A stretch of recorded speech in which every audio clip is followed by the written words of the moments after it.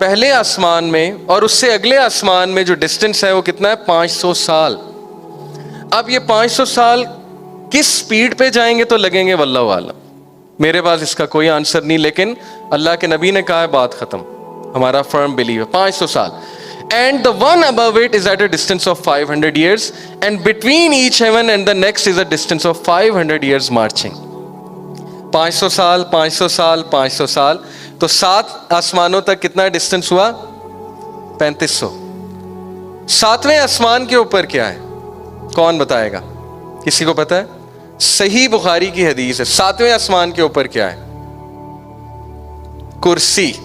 وسع کرسی السماوات والارض.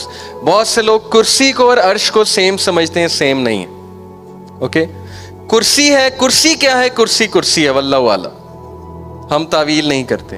کرسی کرسی ہے، اللہ کو پتہ ہے. کرسی کے اوپر کیا ہے؟ 500 سال کی مسافت پہ کرسی کے اوپر پانی. اتنا پانی کہ کائنات میں اتنا پانی نہیں ہے پوری کریشن میں. واٹر. پانی کے اوپر کیا ہے 500 سال پہ؟ ابھی میں نے آپ کو حدیث بتائی. His throne was on water. throne عرش پانی کے اوپر ہے، اور عرش کے اوپر اللہ جل جلالہ اپنی شان کے مطابق، اپنے جلال کے مطابق مستوی ہیں. I cannot say وہ بیٹھے ہوئے ہیں. I cannot say وہ کس کیفیت میں ہیں، واللہ عالم. اس پہ سوال پوچھنا بدعت ہے.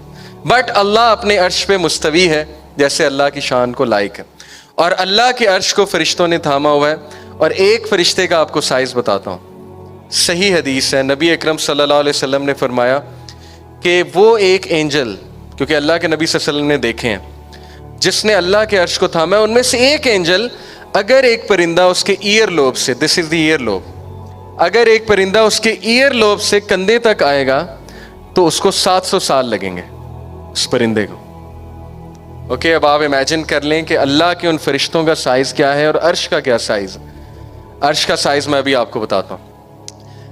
اللہ کے نبی صلی اللہ علیہ وسلم نے فرمایا the first heaven compared to the second heaven is like a ring placed in a desert. سہارا ڈیزرٹ دیکھا آپ سب نے؟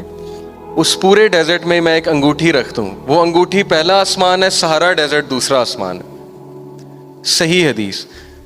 The second heaven compared with the third heaven is like a ring placed in a desert. The third compared with fourth is like a ring placed in a desert, so on and so forth. And then he said, the arsh compared with rest of the creation is like a ring placed in a desert.